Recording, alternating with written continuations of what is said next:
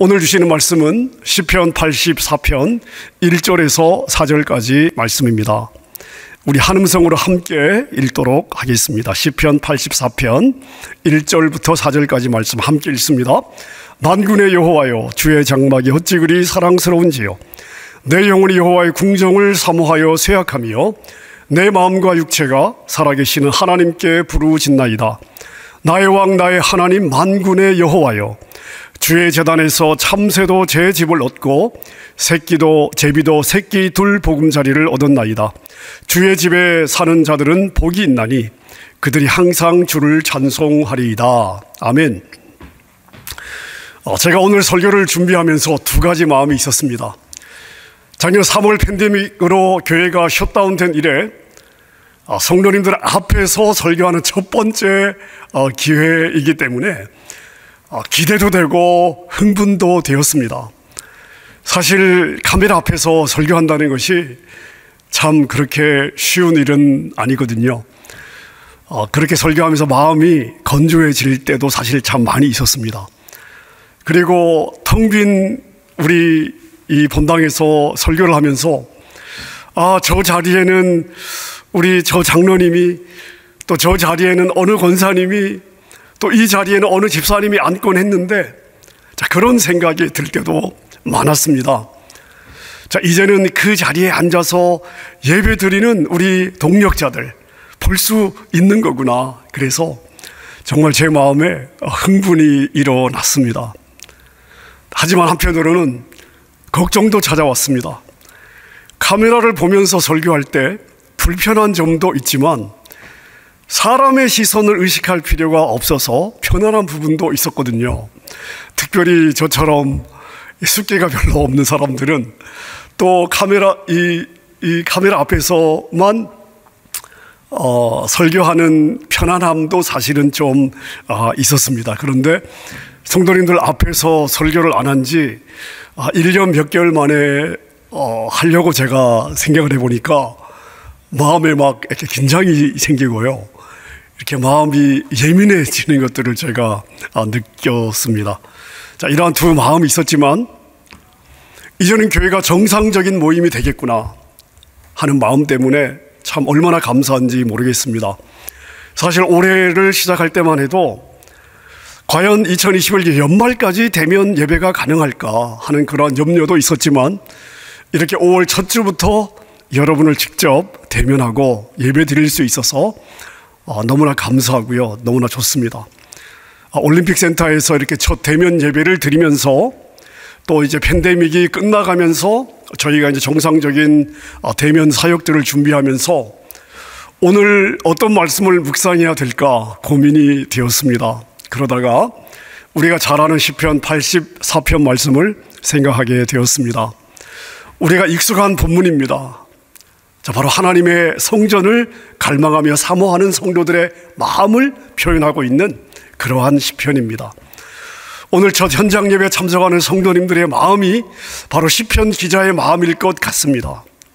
그리고 영상으로 예배를 드리지만 우리 성도님들 모두가 다 이제 예전에 그 대면 예배를 기대하고 사모하는 바로 이런 마음이 아닐까, 그러한 생각으로 말씀을 준비했습니다.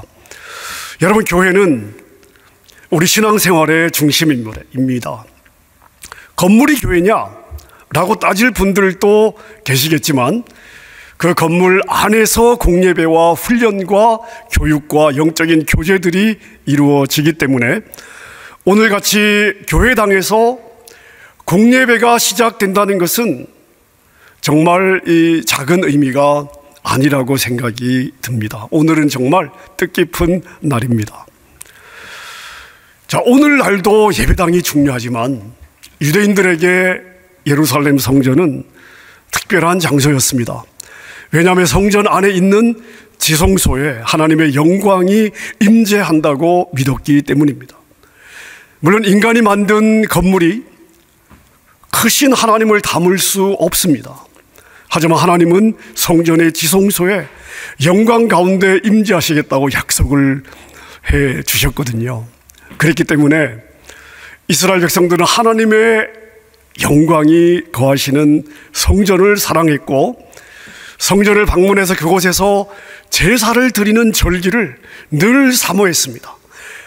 예루살렘 성전에 올라가서 하나님을 예배하는 그 절기가 1년을 사는 이스라엘 백성들의 삶의 중심이 될 정도로 그들의 삶에 중요한 일이었습니다. 오늘 시편 84편은 하나님의 영광이 거하는 이 성전을 갈망하는 이스라엘 백성들의 마음, 이것을 이 시편 기자가 보여주고 있습니다. 여러분, 성전에서 하나님께 예배드리는 자체가 기쁨이고 특권인 줄로 믿습니다. 아멘입니까? 시편 기자는 그것을 1절과 2절에서 이렇게 표현하고 있습니다. 1절 2절을 함께 읽도록 하겠습니다. 만군의 여호와여, 주의 장막이 어찌 그리 사랑스러운지요. 내 영혼이 여호와의 궁정을 사모하여 쇠약하며 내 마음과 육체가 살아계신 하나님께 부르짖나이다. 성전을 사모하는 마음을 어떻게 표현하고 있습니까? 어찌 그리 사랑스러운지요. 주님의 성전이 너무나 사랑스럽다는 것입니다. 또 보세요. 여호와의 궁정을 사모하여 쇠약하며, 하나님의 궁정을 너무나 사모한 나머지 그냥 이 몸에까지 영향이 온다는 것입니다. 마음뿐만 아니라 몸까지도 하나님의 성전을 향해서 절절하게 그 사모함을 지금 표현하고 있습니다. 그리고 3절을 보십시오. 나의 왕 나의 하나님 만군의 여호와여, 주의 제단에서 참새도 제 집을 얻고 제비도 새끼들 보금자리를 얻었나이다. 성전을 사모한다고 이야기하다가 왜 갑자기 참새가 나오고 제비가 나오는 것입니까? 그 당시 참새와 제비는 가장 흔한 새였습니다. 값어치가 없었습니다. 그래서 참새는 성경에서 값어치가 별로 없는 것을 상징할 때 참새를 예로 들어서 설명이 되고 있습니다.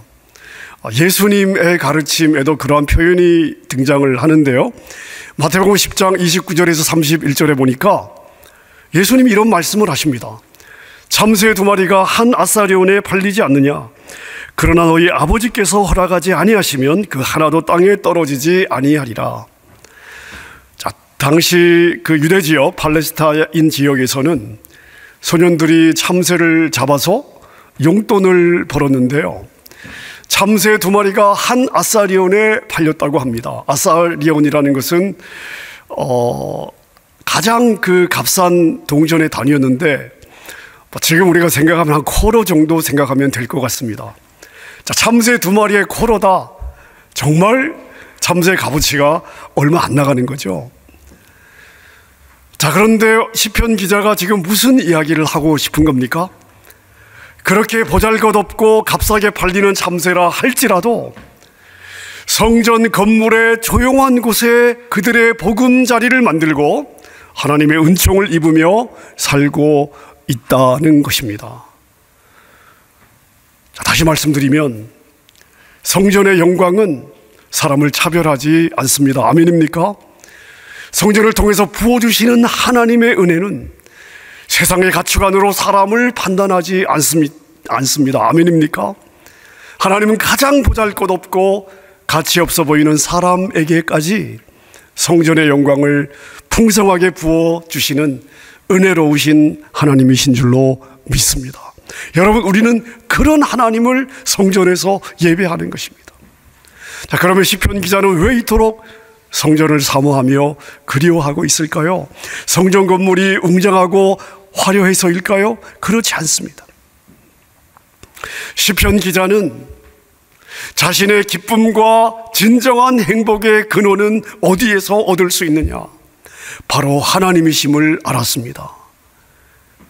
그런데 그 하나님은 예배 가운데 그 영광으로 임재하십니다. 그런데 성전에서 그 예배가 드려지잖아요. 그래서 하나님의 영광이 임재하시는 그 예배하는 현장, 그 성전을 갈망하고 있는 것입니다. 여러분, 우리는 어떻습니까? 우리는 하나님을 사랑합니다. 하지만 세상도 사랑합니다. 그러나 세상의 어떠한 것도 우리에게 참 만족과 참 기쁨을 줄 수 없습니다. 하나님과 세상을 우리가 다 사랑하면서도 이 사실만큼은 다 인식하고 있고 알고 있습니다. 자, 무슨 말입니까? 여러분, 우리 안에는요, 내적 갈망이 있습니다. 이 갈망은 오직 하나님에 의해서만 채워질 수 있습니다. 참 만족과 진정한 기쁨은 어디에서 오는가? 오직 하나님에게서만 오는 줄로 믿습니다. 그래서 예수님께서 뭐라고 말씀하십니까? 나는 생명의 떡이니 내게 오는 자는 결코 줄이지 아니할 터이요 나를 믿는 자는 영원히 목마르지 아니하리라. 아멘입니까? 우리 주님이 이렇게 말씀하셨습니다. 사랑하는 여러분, 여러분이 무엇에 기뻐하고 무엇에 만족하는지가 바로 여러분의 수준이라는 것을 아십니까? 자, 그렇다면 여러분은 어느 것에 만족해 하십니까? 여러분을 기쁘게 하는 것은 무엇입니까? 조금만 사용하면 금방 중고가 되어버리는 세상의 허접한 것들을 즐거워하며 그것에서 기쁨을 찾고 있지는 않으십니까? 만약 그렇다면 그것은 이미 내 안에 진정한 것을 느낄 수 있는 영성이 메말라 있다는 증거일 수도 있습니다. 야곱의 에서의 장자였던, 이삭의 장자였던 에서는 팥죽 한 그릇에 그 귀한 장자의 권한을 동생 야곱에게 넘겨주었습니다. 자, 그런데 여러분, 모세를 보십시오. 히브리서 11장은 모세의 믿음을 이렇게 표현하고 있습니다.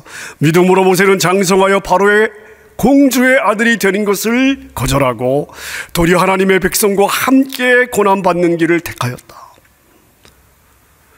자, 모세는요, 애굽의 화려한 지위보다 보이지 않는 하나님을 선택했습니다. 세상의 힘과 권력보다 초라해 보이는 노예였던 하나님의 백성들을 선택했습니다. 어떻게 이렇게 할 수 있었을까요? 장차 받을 상에 대한 기대가 있었기 때문입니다.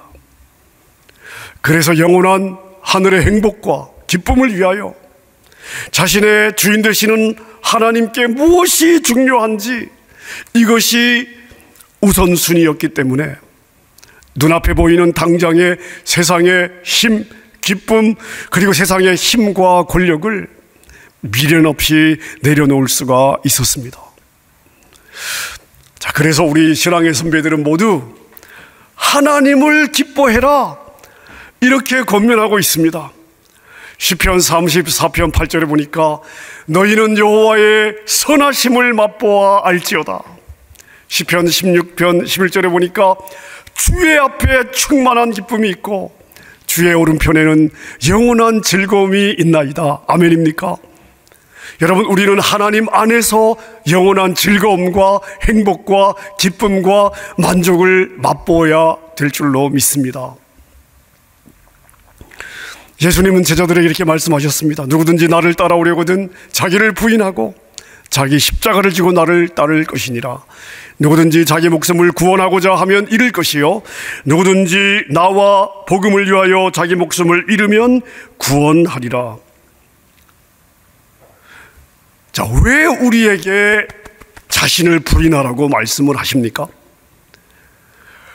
왜 십자가를 지라고 하십니까?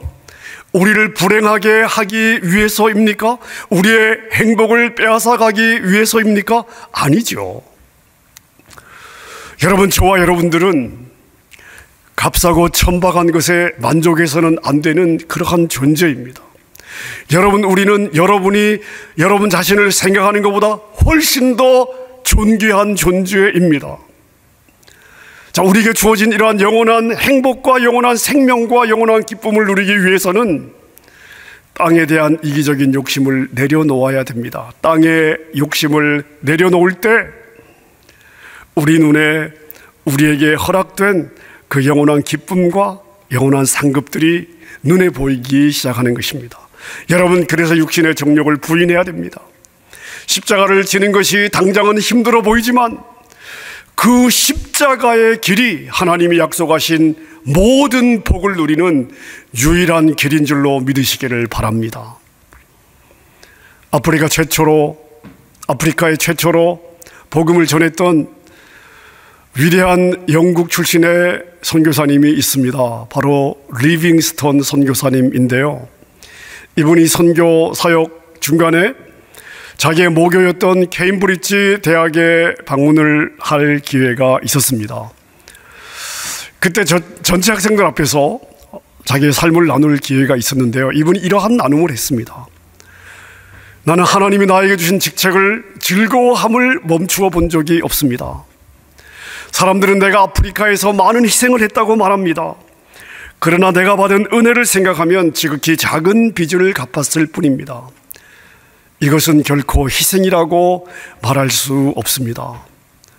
선교 현장을 섬기면서 제가 누리는 마음의 평안, 생명의 열매, 그리고 영광스러운 하나님의 나라를 세워가고 있는데 이것이 어떻게 희생이라고 말할 수 있겠습니까? 따라서 저의 아프리카의 선교 사역은 결코 희생이 아니었습니다. 물론 걱정과 질병과 고난과 위험은 나의 영혼을 잠시 낙심시킬 때도 있었습니다만은 우리에게 주어질 장차의 영광에 비교한다면 나는 결코 희생한 것이 없습니다. 여러분, 이 리빙스톤 선교사의 고백이 사실 아닙니까? 이 선교사님은 하나님 안에서 그 기쁨과 행복을 이미 맛보았기 때문에 이미 맛을 보고 나니까 주어질 다가올 이 기쁨과 영광과 행복과 현재의 고난이 비교될 수 없었기 때문에 선교 현장에서의 잠시의 고통과 고난을 희생으로 여기지 않았던 것입니다. 여러분, 오늘 본문 시편 우리 84편 시편 기자의 고백도 바로 이것을 고백하고 있는 것입니다. 이 기자도 이것을 알았던 것입니다. 영원한 기쁨과 즐거움과 행복과 만족이 오직 하나님께만 있음을 알았기 때문에 하나님의 영광이 거하시는 성전, 그 하나님을 예배하는 성전을 사모하며 갈망했던 것입니다. 사실 그 당시에 이제 절기 때마다 많은 순례자들이 예루살렘 성전을 찾지 않았습니까? 이 사람들을 순례자라고 불렀는데요. 사실은 이 예루살렘 성전까지 오는 이 순례의 여정이 평탄하지만은 않았습니다. 많은 순례자들이 먼 이방 땅에서 한 번 예루살렘 성전에서 그 사랑하는 하나님을 제사드리기 위해서 찾아왔는데 때로는 그 여정 가운데 광야의 메마른 골짜기를 통과해야만 됐었고 독사와 전갈과 해로운 짐승과 강도와 도적의 위험도 만날 수가 있었습니다.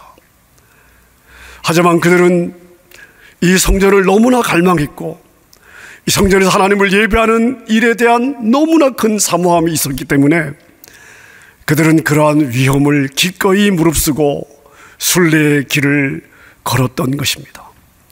그래서 시편 기자는 5절과 7절에서 그 순례자들이 참으로 복된 사람들이다 이렇게 말하고 있습니다. 세번역 성경 5절에서 7절까지 우리 같이 한번 읽어볼까요? 함께 읽습니다. 주께 힘을 얻고 그 마음이 시온으로 가는 것을 사모하는 사람은 복이 있습니다. 그들이 눈물의 골짜기를 지나갈 때 그곳이 샘의 골짜기가 되며 가을비도 그것을 축복으로 채워줍니다. 그들은 점점 더 힘을 얻어 시온에 계신 하나님 앞에 각자 나타날 것입니다. 여러분, 이 시편 기자는 이 순례의 길이 얼마나 복된 길인지를 이렇게 표현하고 있는 것입니다. 이 배역한 세대 가운데 믿음을 지키며 살아가야 되는 저와 여러분들도 사실은 전성을 향해 걸어가는 순례자들이 아닙니까? 우리가 걸어가는 이 순례의 길에도 어려움과 고통과 눈물이 있습니다. 믿음대로 사는 것은 결코 쉽지 않습니다. 더군다나 이 시대, 이 편안한 세대에서는 이 편안함 자체가 우리에게 영적인 고통이 될 수도 있습니다. 하지만 성령님이 우리와 함께 동행하시기 때문에 우리는 더 큰 사모함으로 천성을 향해 걸어가는 줄로 믿습니다. 시편 기자가 시편 84편을 어떻게 마무리하는지 한번 보십시다. 10절과 11절, 12절 우리 마지막 속절을 같이 읽겠습니다. 주의 궁정에서의 한날이 다른 곳에서의 첫날보다 나은즉 악인의 장막에 사는 것보다 내 하나님의 성전 문지기로 있는 것이 좋사오니 여호와 하나님은 해요 방패시라. 여호와께서 은혜와 영화를 주시며 정직하게 행하는 자에게 좋은 것을 아끼지 아니하실 것임이니이다. 만군의 여호와여 주께 의지하는 자는 복이 있나이다. 아멘입니까? 여러분, 주의 전에서의 한날이 세상의 첫날보다 낫다고 고백할 수 있겠습니까? 악인의 장막의 거함보다 성전 문지기로 있는 것이 좋다고 고백할 수 있겠습니까? 여러분, 이 고백이 저와 여러분들의 고백이 되어야 될 줄로 믿습니다. 그리고 이런 고백을 하는 여러분 한 분 한 분에게 오늘 시편 기자의 축복처럼 하나님의 해가 빛을 여러분에게 비추어 주시고 방패가 되어 환난을 막아주시고 은혜와 영화를 부어주시고 좋은 것을 아끼지 않고 허락해 주실 줄로 믿습니다. 말씀을 맺겠습니다. 팬데믹이 끝나가면서 올림픽 센터에서의 예배 가운데 하나님의 영광이 더 강력하게 임하시도록 기도해 주십시오. 예배를 준비하는 우리 사역자들, 찬양팀, 안내팀, 주차팀 등 섬기는 청지기들에게 성령의 기름 부으심이 있도록 기도해 주십시오.